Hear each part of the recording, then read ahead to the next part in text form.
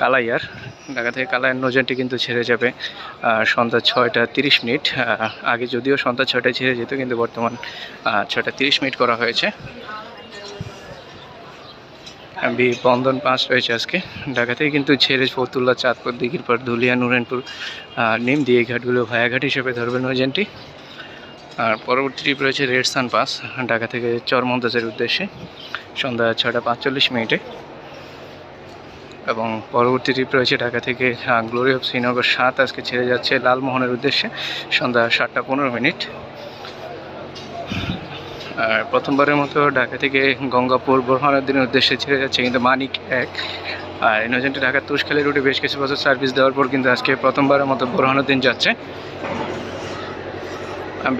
মানিক 1 এই নৌযানটি আজকে সম্ভবত সন্ধ্যা 7টা 20 মিনিটে ছেড়ে যাবে। আর এছাড়া ঈদকে সামনে রেখে কিন্তু প্রত্যেকটি নৌযানই নতুন